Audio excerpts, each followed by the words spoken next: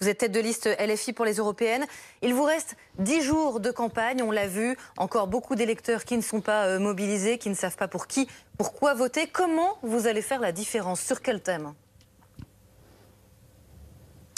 Bonjour et merci pour l'invitation. Vous avez raison, 10 jours, c'est très court pour mobiliser et ce sera 10 jours très intenses de notre côté avec une multiplication de meetings, à commencer par demain à Rouen, dimanche place Stalingrad à Paris.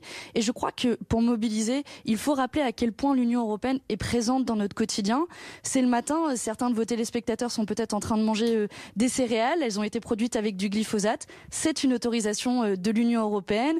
Ils vont peut-être aller prendre les transports, lesquels sont mis en concurrence par l'Union européenne, ce qui se traduit par des fermetures de petites gares ou de petites lignes de train. Voilà des exemples concrets de l'impact de l'Union européenne dans notre quotidien et c'est le message, je pense, qu'il va falloir marteler pour que nous, citoyens, puissions reprendre le contrôle avec le projet porté par la France Insoumise, qui porte à la fois les enjeux écologiques, la règle verte et la planification écologique, et à la fois les enjeux sociaux, de davantage de droits sociaux pour les gens et de lutter contre l'évasion fiscale. Voici les principaux messages que nous allons marteler dans les prochains jours jusqu'au scrutin. L'Europe qui autorise le glyphosate, l'Europe qui ferme les gares, elle ne fait pas très envie, cette Europe que vous décrivez maintenant, Aubry.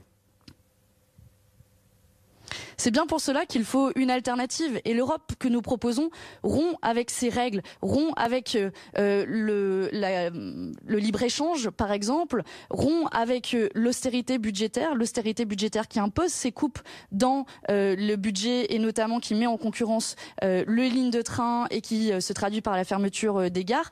On nous a dit pendant de nombreuses années, on nous a présenté cette Europe comme une fatalité. Et moi, je pense que c'est à nous de relever la tête et de se dire qu'une alternative est possible, mais qu'il faut accepter de rompre avec ce dogme quasiment qui est inscrit noir sur blanc dans les traités européens, dans le droit européen, qui a créé d'une Europe de la coopération une Europe de la compétition du tous contre tous.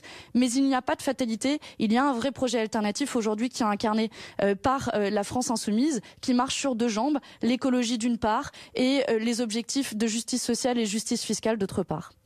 Manon Aubry, c'est une élection à un tour. Tout va se jouer le 26, d'où la question d'un vote utile, d'un vote efficace.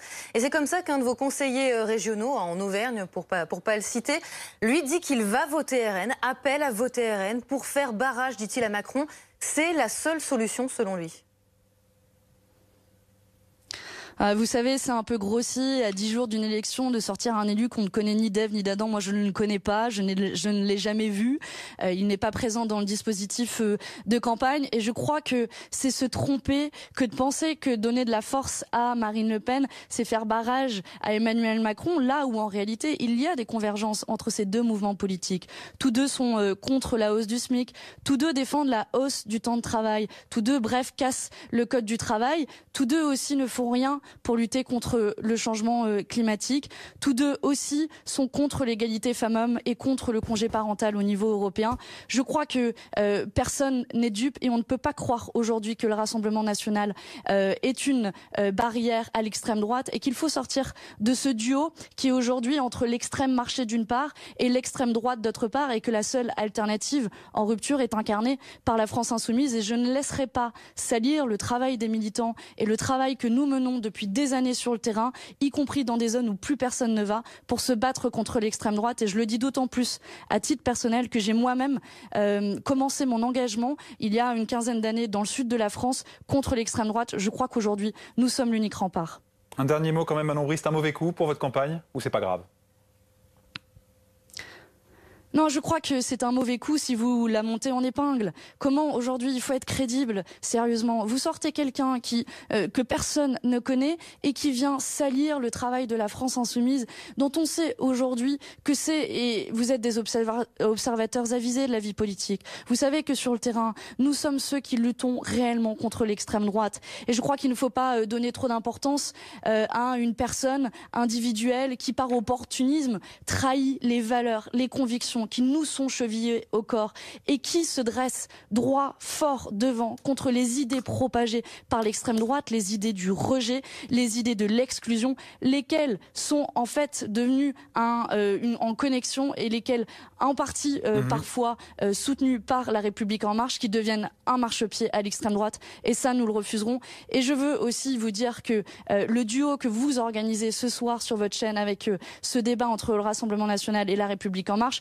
démontre à quel point cette élection est capturée. Ce n'est pas un deuxième tour de l'élection présidentielle, c'est une élection à un tour, à la proportionnelle, et je souhaite qu'un maximum se mobilise pour soutenir le projet en rupture avec l'Union européenne actuelle que nous défendons au niveau européen.